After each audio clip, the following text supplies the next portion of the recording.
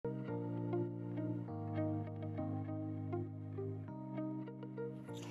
All, അസ്സലാമലൈക്കും. Welcome to my channel. എൻ്റെ adorn.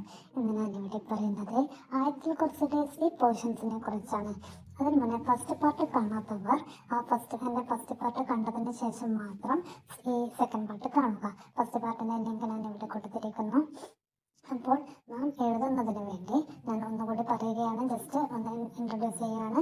അതായത് ആയത്തുൽ കുർസിയുടെ പോർഷൻസിനെ മൂന്നായി ഡിവൈഡ് ചെയ്യുക. A part, B part, C part.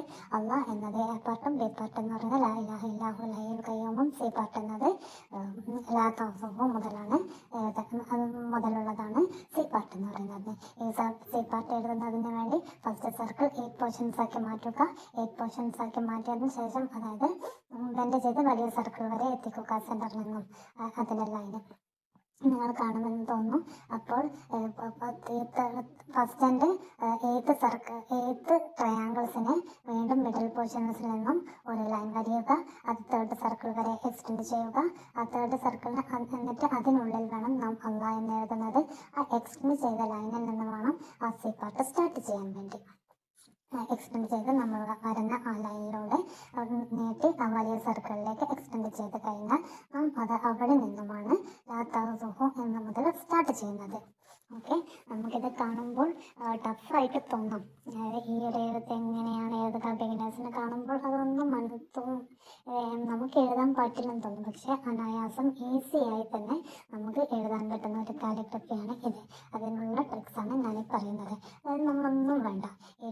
ഈ സി പാർട്ടിനെ നാം 8 പോർഷൻസ് ആക്കി, അതായത് ഈ സെന്ററിൽ നിന്നും എക്സ്റ്റെൻഡ് ചെയ്ത് നമ്മൾ 8 പാർട്ടാക്കി മാറ്റിയില്ലേ, അപ്പം അത് നോക്കി നമുക്ക് ഈസിയായി എഴുതി വരാം. അതായത് സി പാർട്ട് ലാ തൗസുഹു എന്ന് തുടങ്ങി എഴുതി വരുമ്പോൾ അവിടെ നിന്നും അതായത് ഫസ്റ്റ് ട്രയാങ്കിൾ എവിടെയാണോ എൻഡ് ചെയ്യുന്നത് അവിടെ വേണം നമ്മുടെ ലെറ്റേഴ്സ് എൻഡ് ചെയ്ത് വരാൻ. അതായത് ആ ഒരു റെഫറൻസ് പിക്ക് എടുക്കുക. ആ പിക്കിലും നാം നോക്കുക. അതിലും നമ്മൾ എന്താ ചെയ്യണം, അത് 8 പാർട്സ് ആക്കിയിട്ട് മാറ്റണം. അപ്പം 8 പാർട്സ് ആയിട്ട് മാറ്റുമ്പോൾ ആ ഫസ്റ്റ് ട്രയാങ്കിൾ എൻഡ് ചെയ്യുന്നത് ഇവിടെ സിനത്തും എന്ന് പറയുന്നത് നൂനാണ് വരുന്നത്. അപ്പോൾ എൻ്റെതിൽ ഏതാണ് വരുന്നത്. അപ്പോൾ അത് തന്നെയാണ് നാം എഴുതുന്ന കാലിഗ്രഫി പേപ്പറിലും റെഫറൻസ് പിക്കിലും ഒരുപോലെയാണോ എന്ന് നോക്കുക. ഓക്കെ, റേഡിയസ് കുഴപ്പമൊന്നുമില്ല. അതായത് അതിലുള്ള റേഡിയസും നമ്മുടെ റേഡിയസും മാറിയെന്ന് വരുന്നത് കുഴപ്പമൊന്നും വരില്ല. അതായത് എന്നിട്ട് നോക്കുക, അതിലും ഇതിലും മാച്ച് ആണോ എന്ന് നോക്കാം. മാച്ച് അല്ല അല്ലെങ്കിൽ വീണ്ടും റീഅറേഞ്ച് ചെയ്ത് എഴുതുക. ചെറിയൊരു വേരിയേഷൻ ഉണ്ടായാലും കുഴപ്പമില്ല. അത് വീണ്ടും എഴുതി വരുമ്പോൾ അത് ഓട്ടോമാറ്റിക്കലി ശരിയായിക്കോളും. അങ്ങനെയാണെങ്കിൽ നമുക്ക് അങ്ങനെ ഓരോ ട്രയാങ്കിളും, അതായത് സെക്കൻഡ് ട്രയാങ്കിൾ എൻഡ് ചെയ്യുന്ന അടുത്താണോ അടുത്ത ഇതും വരുന്നത് എന്ന് നോക്കാം. അടുത്ത അവിടെയുള്ള ലെറ്റേഴ്സും നാം എഴുതിയ കാലിഗ്രഫിയിലെ ലെറ്റേഴ്സും അതുപോലെ റെഫറൻസ് പിക്കിൻ്റെ ലെറ്റേഴ്സും അതിനോട് മാച്ച് ആണോ എന്ന് നോക്കാം. അങ്ങനെ ഓരോ സ്ഥലത്ത് ഓരോ ട്രയാങ്കിളിൻ്റെയും എൻ്റെ സ്റ്റാർട്ട് എത്തുമ്പോൾ നാം നോക്കുക. നാം എഴുതുന്ന ആ കാലിഗ്രഫിയിലെ ലെറ്റേഴ്സും അതായത് തേർഡ് പാർട്സിൻ്റെ ലെറ്റേഴ്സും റെഫറൻസ് പിക്കിൻ്റെ ലെറ്റേഴ്സും മാച്ചാണോ എന്ന് നോക്കണം. അങ്ങനെയാണെങ്കിൽ നമുക്ക് ഈ സി പാർട്സ് എന്ന് പറയുന്നത് സിമ്പിളായി എഴുതാൻ പറ്റും. പിന്നെ നമുക്ക് ഇതിന് ഡബിൾ പെൻസിൽ ഉപയോഗിച്ച് ചെയ്യാൻ പറ്റില്ല. കാരണം എന്ന് വെച്ചാൽ അത് ഡബിൾ പെൻസിൽ കുറച്ച് തിക്കായാണ് അതിൻ്റെ ലൈൻസ് വരുന്നത്. അതുകൊണ്ട് തന്നെ ഞാനിവിടെ ചെറിയ ജെൽ പെന്നാണ് ഉപയോഗിച്ചത്. കാലിഗ്രഫി പെന്നും എടുത്തിട്ട് എനിക്ക് ശരിയായിട്ടില്ല. അതായത് അതും ഒരു തിക്കായിട്ട് വരുന്നത് പോലെ തോന്നുന്നു.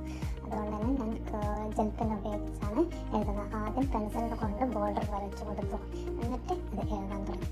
ഓക്കെ, നമുക്കിനി എഴുതി തുടങ്ങാം. അതിനുവേണ്ടി ചില അതായത് കേർവ് എൻഡുകളിൽ നമുക്ക് 2 ലൈനായാലും ഒരു ലൈനായി മാത്രം മതി.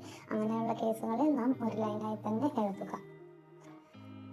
പിന്നെ വേറെ എന്താണെന്ന് വെച്ചാൽ അതായത് നാം എഴുതുന്നതൊക്കെ നാം പറഞ്ഞുകൊണ്ട് എഴുതാം. അതായത് സി പാർട്ട് എഴുതുമ്പോൾ നാം ശ്രദ്ധിക്കേണ്ടത് നമ്മൾ കോപ്പി അതുപോലെ റെഫറൻസ് പേപ്പറിൽ എന്താണോ എഴുതിയത് അത് എഴുതി വരുമ്പോൾ നാം ഓരോന്നും നമുക്ക് അതിനെക്കുറിച്ച് അറിയാമല്ലോ. മിക്കവർക്കും എല്ലാവർക്കും അറിയാവുന്നതായിരിക്കും. അപ്പോൾ എന്ന് വെച്ചാൽ ഇത് ഖുർആനാണ്, അതുകൊണ്ട് ഒന്നും തെറ്റാൻ പാടില്ല. നമുക്ക് എല്ലാം കറക്റ്റ്ലി എഴുതണം. ഇത് തെറ്റായി മാറും. അതുകൊണ്ട് തന്നെ നാം പറഞ്ഞു വേണം എഴുതാൻ. അങ്ങനെയാണെങ്കിൽ നമുക്ക് ഒരു ലെറ്ററും മിസ്സാവാതെ എല്ലാം ഇൻക്ലൂഡായിക്കൊണ്ട് തന്നെ ചെയ്യാൻ പറ്റും. അത് പ്രത്യേകം ശ്രദ്ധിക്കേണ്ടതാണ്. അപ്പോൾ നമ്മൾ ഇങ്ങനെ എഴുതി വരുമ്പോൾ ഫസ്റ്റ്, അതായത് കേർവ് ഷേപ്പിലുള്ള ഭാഗങ്ങളിൽ ഒരു ലൈനായും മാത്രം വേണമെങ്കിൽ ആവാം. മറ്റുള്ളവർക്ക് ചെറുതായി ജൽപ്പന്നം കൊണ്ട്, ജൽപ്പന്നാണ് നിങ്ങൾക്ക് എന്താണ് കംഫർട്ടബിൾ ആയുള്ളത് അത് എടുക്കുക. അത് ഡബിൾ ലൈനായി ആക്കി എഴുതുക. നാം ഇപ്പോൾ ഹർക്കത്തുകളൊന്നും ഇട്ടില്ല, ജസ്റ്റ് ലെറ്റേഴ്സ് മാത്രം എഴുതി പോവുകയാണ്. ഓക്കെ, അങ്ങനെ നമുക്ക് എഴുതി വരുവാനുള്ളതാണ്. പിന്നെ ഡബിൾ പെൻസിൽ കാലിഗ്രഫി എന്നത് തെറ്റായ മാർഗം ഒന്നുമല്ല. കാലിഗ്രഫി എന്ന് പറഞ്ഞാൽ തന്നെ ഒരു മോഡേണാലിറ്റി എന്നാണല്ലോ. അതുകൊണ്ട് തന്നെ നമുക്ക് ഡബിൾ പെൻസിൽ കാലിഗ്രഫി എന്ന് പറയുന്നത്, അതായത് കലമിനെ കൊണ്ട് എഴുതിയാൽ മാത്രമേ കാലിഗ്രഫി ആവൂ എന്നൊന്നുമില്ല.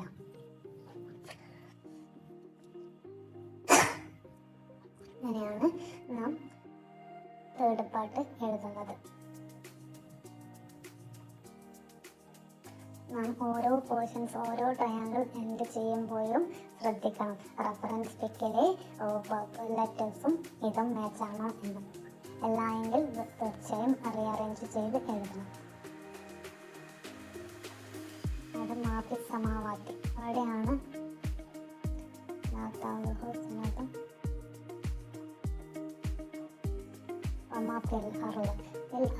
എന്ന് പറയുമ്പോൾ ആ അറുതിൻ്റെ റാ എത്തുമ്പോഴാണ് ആ സെക്കൻഡ് ട്രയാങ്കിൾ എൻഡ് ചെയ്യുന്നത്, അതായത് തേർഡ് ട്രയാങ്കിൾ സ്റ്റാർട്ട് ചെയ്യുന്നത്. അപ്പോൾ നാം റഫറൻസിലേക്ക് ശ്രദ്ധിക്കുക, അത് തന്നെയല്ലേ വന്നത്.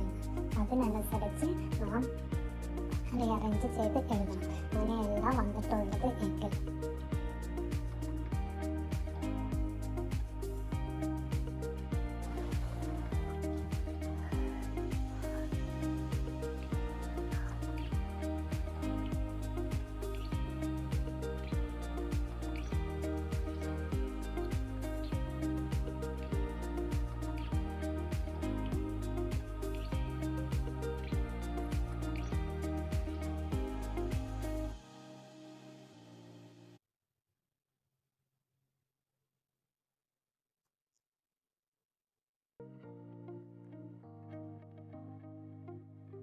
നമ്മൾ വായിച്ചെഴുതുകയാണെങ്കിൽ നമുക്ക് ഒരു ലെറ്റേഴ്സും മിസ്സാവാതെ എഴുതാൻ പറ്റും.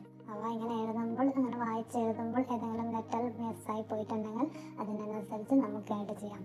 അല്ലാതെ വായിക്കാതെ മീൻസ് പറയാതെ എഴുതുകയാണെങ്കിൽ നമുക്ക് പല ലെറ്റേഴ്സും മിസ്സായി പോകും. ഇത് ഖുർആനാണ്, അതുകൊണ്ട് കൂടുതൽ ശ്രദ്ധിക്കുക.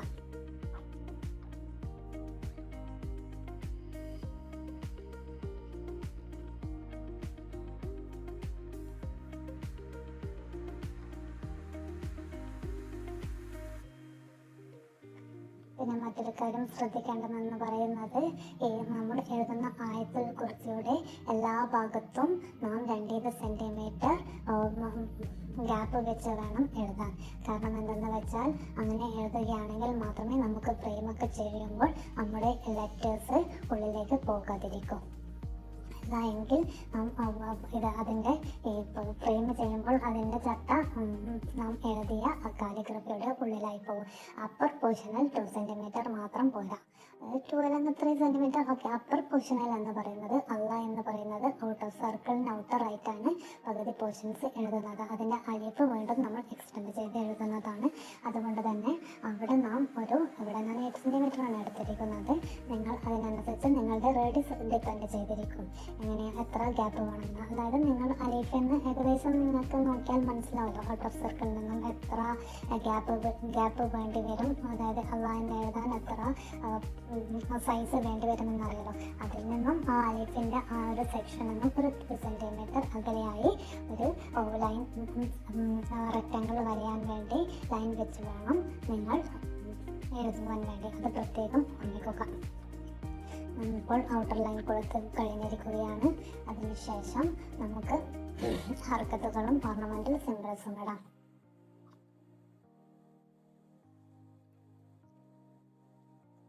വല്ലയിൽ അലയും എന്ന് എത്തിയിരിക്കുന്നു. ഓക്കെ,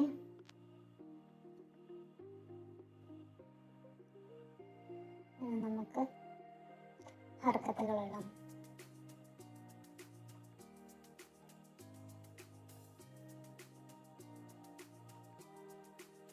ചില കേസുകളിൽ എൻ്റെ വീഡിയോയുടെ ക്ലാരിറ്റി കുറഞ്ഞു പോകുന്നുണ്ട്, ക്ഷമിക്കണം.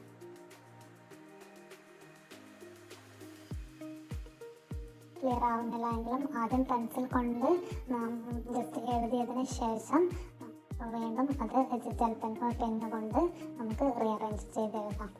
അതാണ് ഏറ്റവും ബെറ്റർ രീതി. എന്നതിന് ഒന്നും തെറ്റിപ്പോകാതെ നമുക്ക് എഴുതാൻ പറ്റും.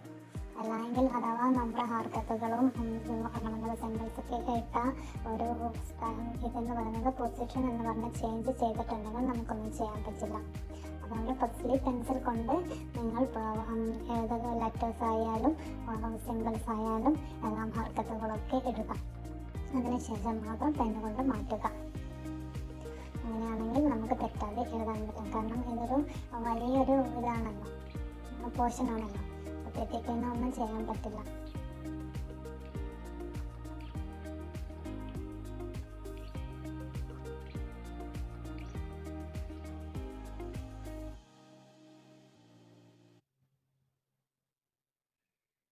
നമുക്ക് ഇപ്പോൾ ഇതെല്ലാ ദിവസത്തിനകത്തെന്ന് പറഞ്ഞാൽ ഡബിളായിട്ട് നമ്മൾ എഴുതിയ ഇതിനെ ഇതാക്കാം, സ്കെച്ച് ചെയ്യാം.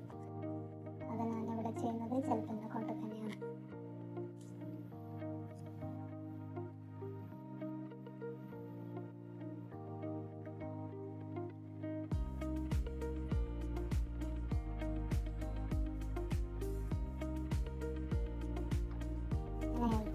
നമുക്ക് ആദ്യത്തെ കുറിച്ച് എന്ന് പറയുന്നത് ഏതൊരു ബിഗിനേഴ്സിനും സിമ്പിളായി ചെയ്യാം.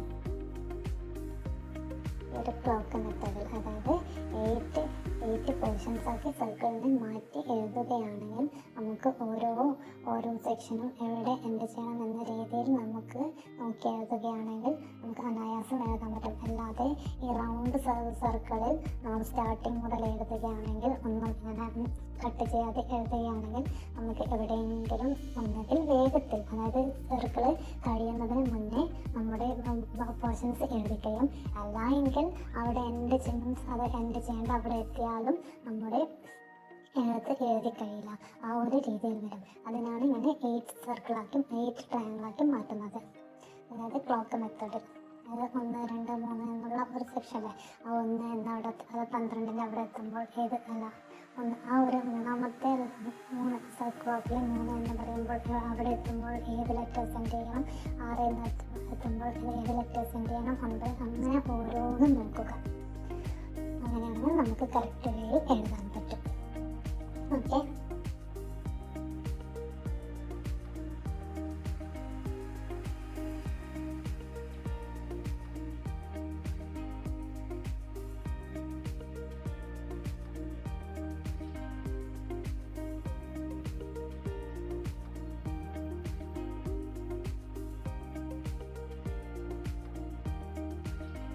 നിങ്ങൾക്ക് എന്തെങ്കിലും ഡൗട്ട് ഉണ്ടെങ്കിൽ കമൻറ്റിൽ അറിയിക്കുക.